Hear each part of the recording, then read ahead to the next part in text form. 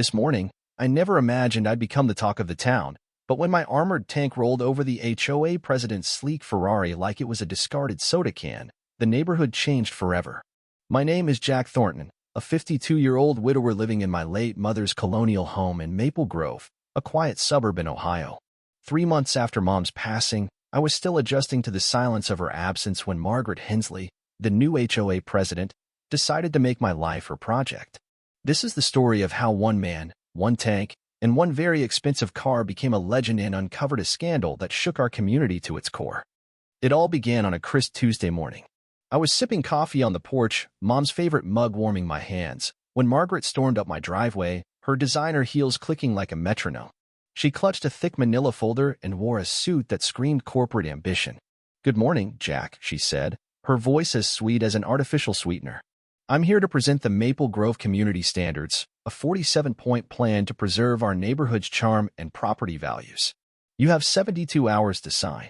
I flipped through her rules, each one more absurd than the last. No cars in driveways for over 30 minutes, no lawn ornaments without approval, and only 3 approved house colors: heritage beige, colonial cream, or patriot putty. Buried on page 37 was the real poison. 3 violations could lead to asset forfeiture. They could take your home. This wasn't about aesthetics. It was about control. "I'm not signing," I said, shoving the folder back. "This is my property, and you don't get to dictate how I live." Margaret's smile didn't falter, but her eyes turned cold. "Your mother signed the original HOA charter in 1985, Jack. These rules are binding. She wants you to be a good neighbor." That was a low blow. Mom had been gone 3 months, her lavender scent still lingering in the house. "Don't drag my mother into this," I growled. "You're about to learn how far I'll go to protect what's mine." I headed to the garage, her voice trailing after me. "You have 48 hours, or enforcement begins." Inside the garage sat Mom's final gift, a restored M41 Walker Bulldog tank, bought from a movie studio auction. "Jack," she'd said on my 50th birthday, "this isn't for fighting. It's for showing the world you mean business." As the garage door rumbled open, revealing the tank's olive green armor, Margaret's clipboard hit the pavement. "There are laws against military vehicles in residential areas," she stammered. I grinned. "Mom made sure it's fully registered and legal. You might want to rethink your next move." That night, I sat in the tank's driver's seat, holding Mom's photo from her 65th birthday. "I hope you're not mad about what I'm planning," I whispered, "but I'll protect this house."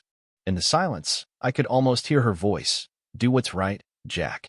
The next morning, I woke to a gleaming red Ferrari parked across my driveway gate, a sign beside it: "Violation, $5,000 fine." Margaret was playing dirty, but she didn't know who she was up against. I called her, and her smug voice answered. "Move it, Margaret," I said. She laughed. "Sign the documents, Jack. This car stays until you comply."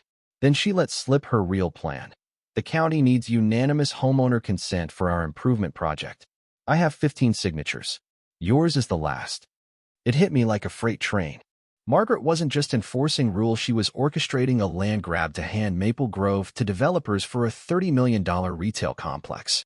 Those forfeiture clauses were her weapon to seize homes. "You're running a scam," I said.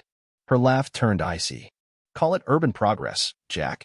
Sometimes, the greater good requires sacrifices." I hung up, my mind racing. Rushing in with the tank would only give her legal ammunition. I needed to be smart. I called my old Army buddy, Tom Whitaker, a property rights lawyer with a knack for outsmarting bullies. "Jack," he said, "hypothetically, you can remove obstructions from your property with minimal force, but don't make this a news story." I glanced at the Ferrari, gleaming like a taunt.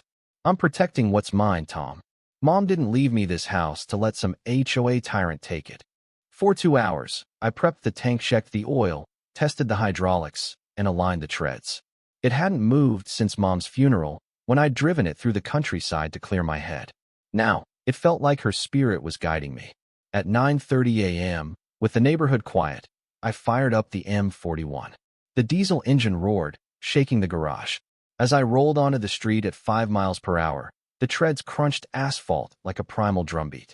Neighbors emerged, stunned. Mrs. Lopez dropped her garden hose. The Carter kids pressed their faces to their window. Even old Mr. Jenkins, half-deaf from his Navy days, shuffled onto his porch.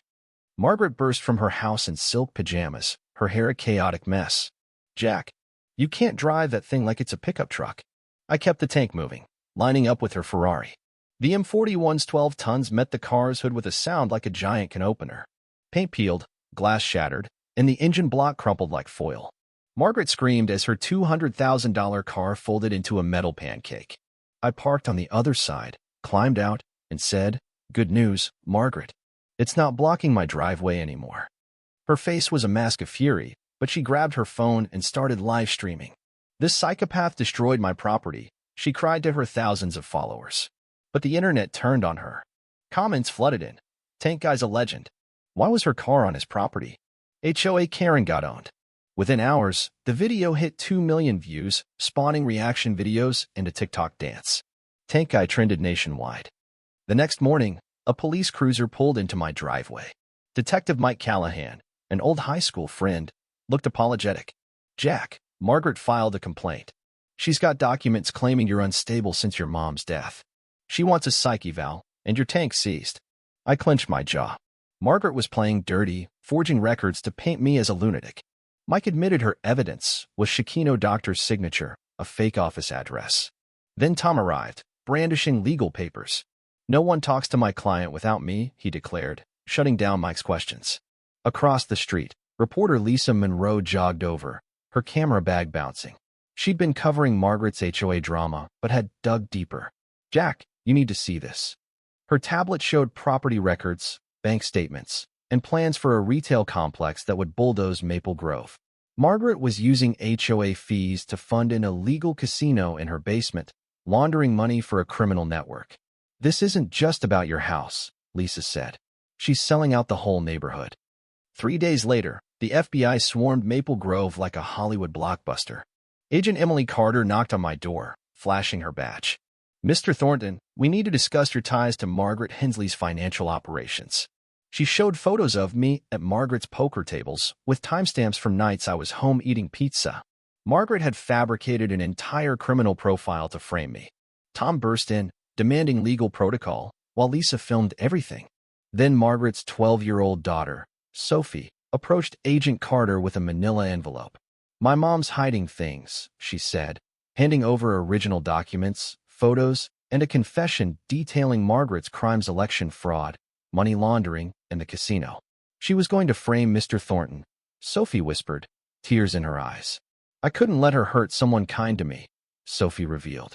Margaret planned to flee that night with fake passports and had rigged explosives to cover her escape, threatening to make it look like a gas leak.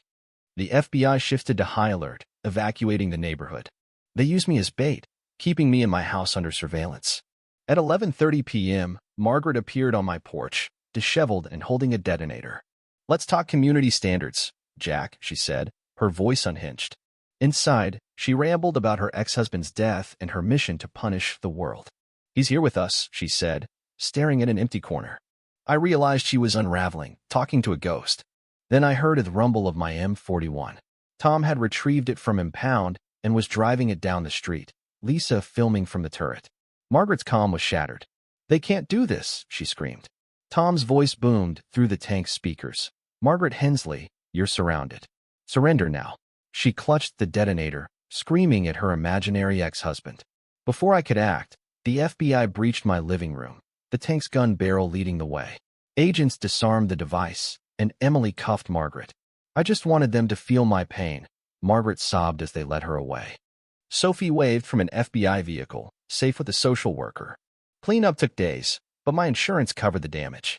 Mrs. Lopez became the new HOA president, replacing Margaret's rules with one: "Don't be a jerk."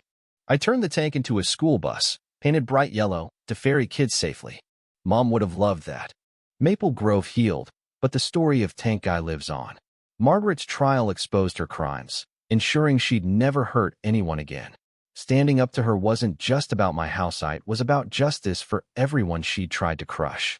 What would you have done in my shoes? Was I right to use the tank? Or did I go too far? Share your thoughts below, especially on where you stand on fighting injustice, even if it means breaking the rules. Let's hear your stories of standing up to bullies in your own life.